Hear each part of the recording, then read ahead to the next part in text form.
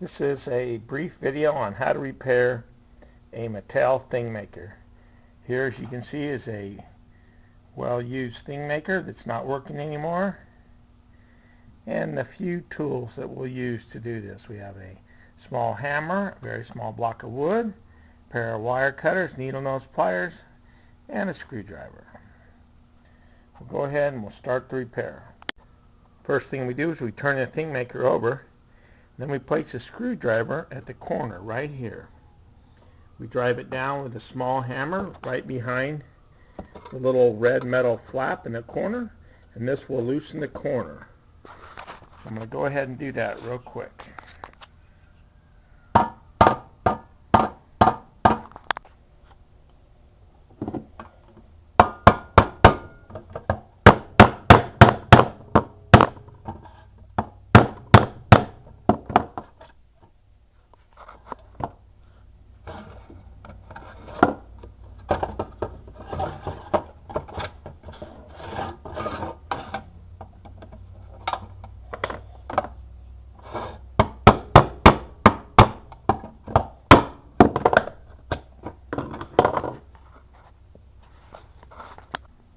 As you can see, all the corners are opened up now.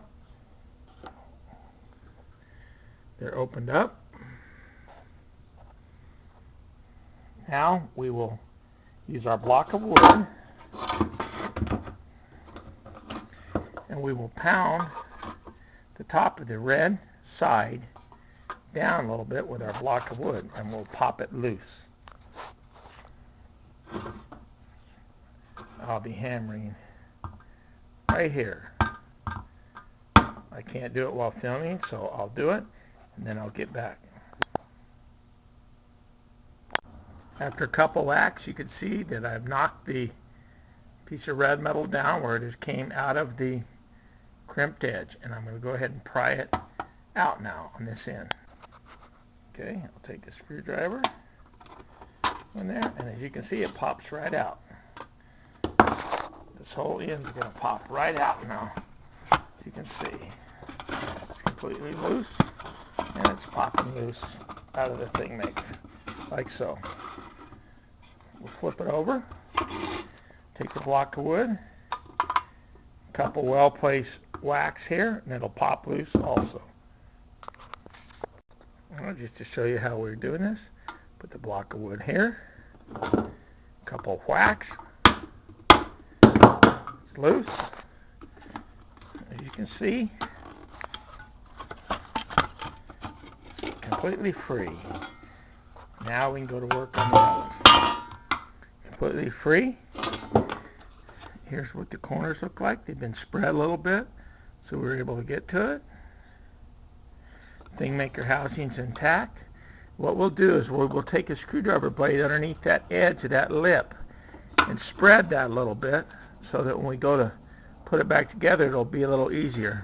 So all we're going to do is going to take the edge of the screwdriver and slide it under here and just pry this open a little bit on both sides. We'll just get it in there and twist it, pry it open so that it will go back together a little easier, and we'll also slide the screwdriver in these corners and pry these open just a little bit so it'll slide together.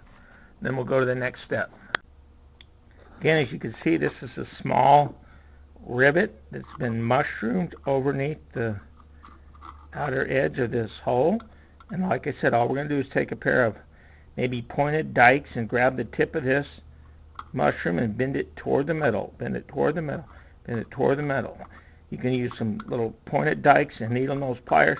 We're going to bend all these in on all four corners, and then we're going to lift this panel off. I'm going to go ahead and do that right now. Pair of dikes and pair of needle nose. You can also use the edge of a screwdriver to get underneath these ears and pry them up all the way around. Now all I'm going to do is just straighten them out a little bit with the needle nose pliers. We have 3 of these we have to do. Straighten them out so that the lid will pry off. I think we're almost there. Let's see. These look like they're pretty much in the clear.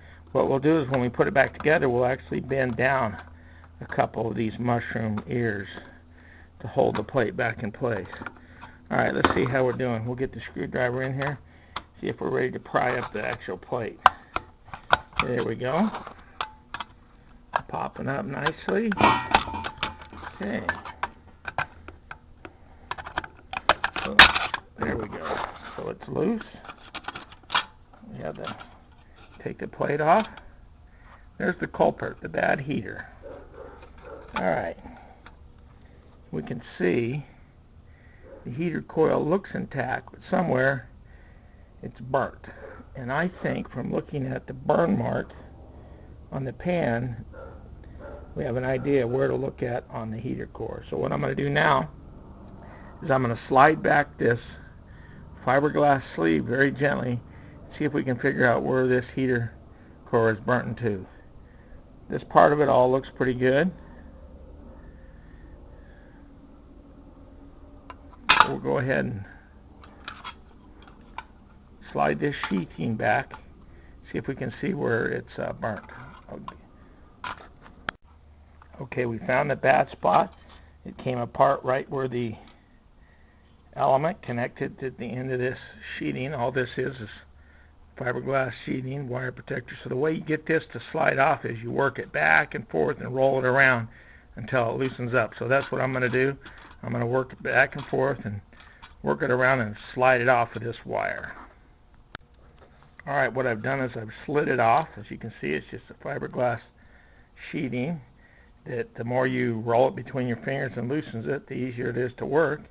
I slid the wire out right here, and I also cut off the bad part of it where it was melted in there, I think where the burn was. So now what I'm going to do is actually strip a piece of this heater wire back, being careful not to damage the heater core. I'm going to strip this back, and we'll use a connector to connect the wire back to the heater element. And then what we'll do is we'll slide this sheeting back up the wire as we make the connection, and we'll slide it back over the repair so that it will be, this piece of wire will be protected while it's in the heater. I'm going to do that right now. As you can see, we've slid the insulation back onto the wire and trimmed the end of this electrical wire with the wire strippers and expose the bare wire. Now we're going to take the wire strippers and we're going to expose a little bit of the bare wire on the heating strip, which is going to be very thin. Once we have that bare wire trimmed, what we'll do is we're going to slide a little metal connector onto the end of the electrical wire, and the other end we'll slide the end of the heater element, and then we'll crimp it. And then we will slide this fiberglass back down over the connection, and then we'll put it back together. I'm going to do that right now. As you can see, we have the two wires together now. They're crimped in place. I'm going to go ahead and crimp it now. A pair of crimpers. You can use a pair of pliers or buy a pair of crimpers at your local hardware store.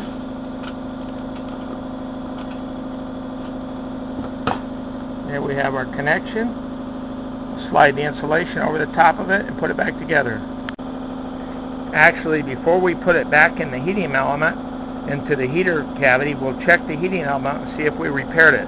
So we'll go ahead and we'll plug in our Thingmaker, and we will see if the heating element warms up now. Oh, it's already hot, so that fixed it. Now we just have to put it back together. Now what we're going to do is gently lay the element back into the pan the way it was, if we can, making sure that the insulation is covering the end of the splice we just made, which was right here. And we will go in reverse order and put this pan back together the way we did as we took it apart. Have the element back in place. Looks pretty good. Now we'll go ahead and lay the lid back on, put it back together, and lay it back in the oven over the rivets.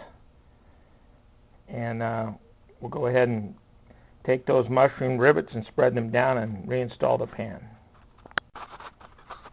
Take our pair of needle nose and bend this black lip over just a little bit on each side to secure the newly installed repaired heater coil into the pan. So I'm just bending that right there, as you can see, right there. We don't need to bend the whole thing over, just enough to hold it.